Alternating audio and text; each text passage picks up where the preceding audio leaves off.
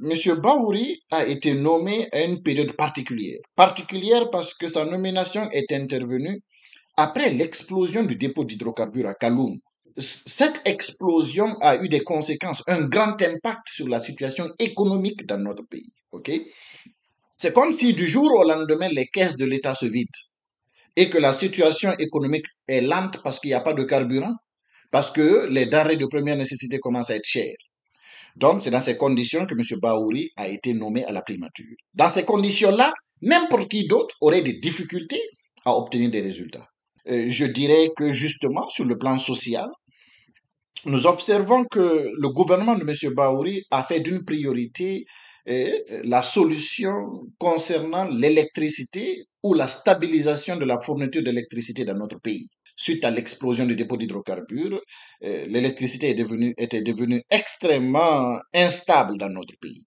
Alors, M. Bahouri a pris le taureau par les cornes sur cette question. On a eu un branchement avec l'un des pays frontaliers de notre pays pour pouvoir temporairement juguler cette crise d'énergie et d'électricité, le temps de trouver une solution permanente.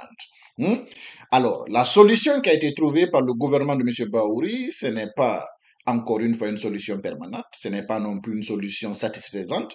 Nous l'encourageons, lui et son équipe, à travailler, à stabiliser la question de l'électricité pour le temps qui reste au cours de cette transition. Donc, ça, c'est la première observation. La deuxième observation, justement, c'est la situation des populations de Kaloum qui ont été victimes, qui ont été impactées par l'explosion du dépôt d'hydrocarbures. Donc, c'est très important de rappeler que ces populations sont là depuis lors et qu'elles n'avaient pas encore bénéficié du soutien nécessaire pour pouvoir repartir dans leur vie. Et heureusement que récemment, le Fonds monétaire international a accordé, disons, une facilité à la Guinée de près de 71 millions de dollars. Parmi ces 71 millions de dollars, une bonne partie est supposée revenir justement à la gestion de la crise des populations qui ont été impactées par l'explosion du dépôt d'hydrocarbures à Kaloum. Donc nous souhaitons que M. Bahouri et son équipe mettent les bouchées doubles pour pouvoir en finir très vite avec cette situation de crise humanitaire inacceptable au cœur de la capitale de notre pays.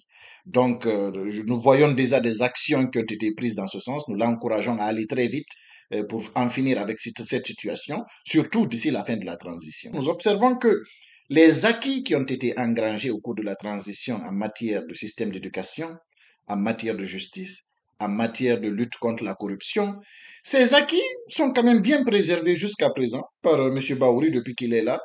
Non, donc nous l'encourageons à pérenniser ces acquis, à ne pas dilapider ces acquis et à faire en sorte que d'ici la fin de la transition, que ces acquis soient toujours présents et restent intacts dans notre pays. C'est un travail qui n'est pas facile, c'est un travail de suivi permanent et régulier et nous l'encourageons justement à continuer dans ce sens-là. Donc là aussi, on peut dire que c'est positif.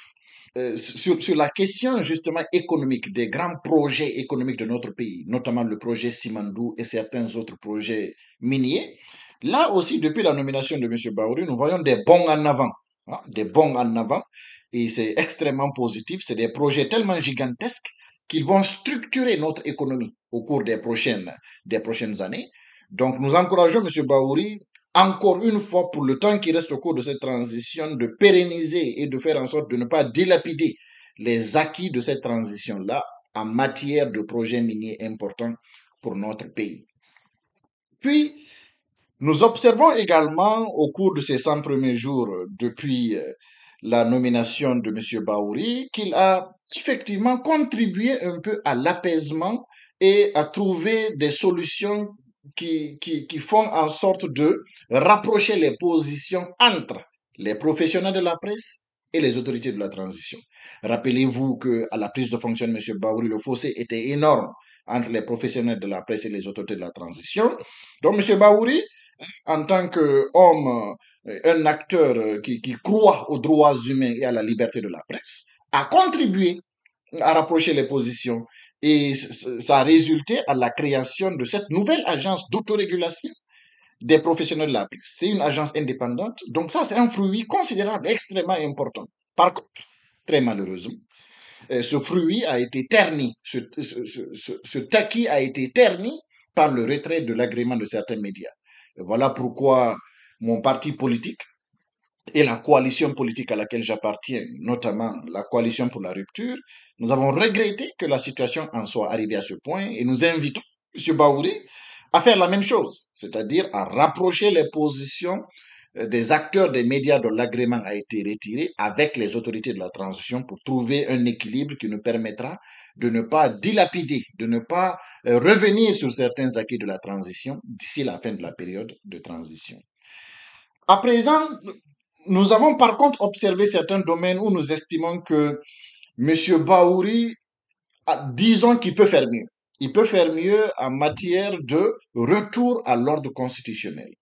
Il est vrai que nous avons assisté au cours de au premier semestre de l'année à la mise en place des délégations spéciales. C'est un bon pas en avant pour, pour justement le retour à l'ordre constitutionnel. Cependant, on nous avait annoncé la nouvelle constitution, la loi fondamentale de notre pays, d'ici la fin du premier trimestre de l'année. Et nous sommes à la fin du premier semestre de l'année. Nous n'avons toujours pas la première monture de cette constitution. Donc, à ce niveau également, en tant qu'acteur majeur désormais de la transition, nous invitons M. Baouri a justement livré sur ce domaine aussi. Les populations guinéennes méritent de connaître leur nouvelle constitution, leur nouvelle loi fondamentale et de s'exprimer sur cette nouvelle loi fondamentale. Ça, c'est la première chose où nous estimons qu'il peut faire mieux.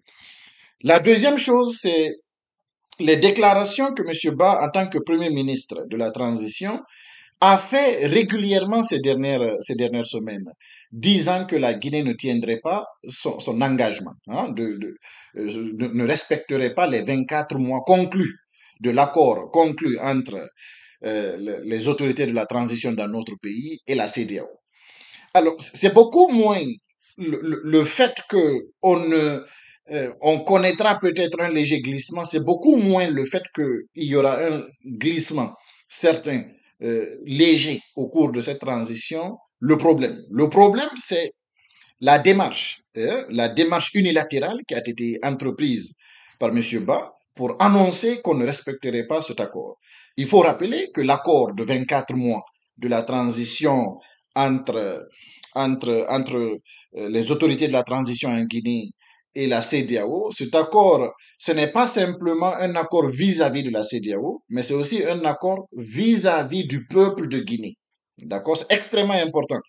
Le peuple de Guinée mérite un peu plus d'égards, un peu plus d'égards, parce que le peuple mérite d'avoir des institutions légitimes, des gouvernants légitimes à la tête du pays. Donc, c'est d'abord vis-à-vis du peuple de Guinée qu'il faut respecter cet accord. D'accord? Et voilà pourquoi nous avons trouvé que cette déclaration unilatérale est un peu problématique. Et nous invitons M. Ba et son gouvernement, justement, à aller de façon beaucoup plus collégiale, à réactiver le cadre de dialogue interguinéen pour justement faire en sorte de dégager un consensus le plus large possible en faveur d'un léger glissement de la transition s'il le faut. Et c'est très important d'adopter cette démarche-là parce que ce que nous voulons éviter, c'est d'avoir des situations qui remettent en cause les acquis de la transition. D'accord?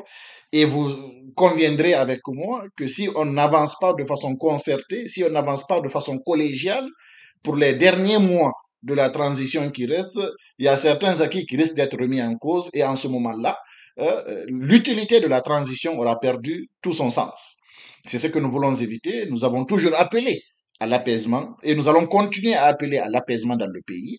Mais il faut que de l'autre côté, le Premier ministre et les autorités de la transition aussi aillent et avancent dans l'état d'esprit de l'apaisement. Sinon, très malheureusement, nous assisterons à des situations où il y aura des malentendus qui risquent de causer, de remettre en cause certains acquis de la transition. Donc, voilà le point, le nœud gordien aujourd'hui, j'ai envie de dire, de la difficulté que rencontrent les autorités de la transition, M. Baouri, vis-à-vis des acteurs politiques que nous sommes au sens large. D'accord?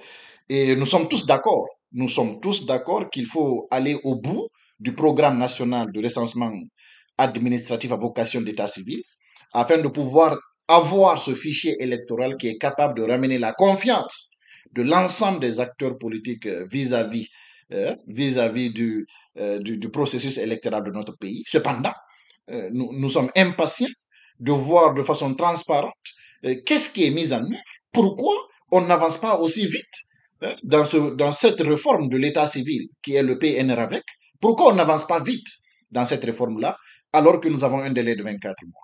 Donc il me semble que c'est important, autant il est important d'avancer dans les autres réformes engagées de la transition, autant le retour à l'ordre constitutionnel est fondamental pour les populations guinéennes. Donc, nous encourageons dans ce sens-là M. Baouri à mettre les bouchées doubles parce que c'est une question fondamentale pour éviter de remettre en cause les acquis de la transition.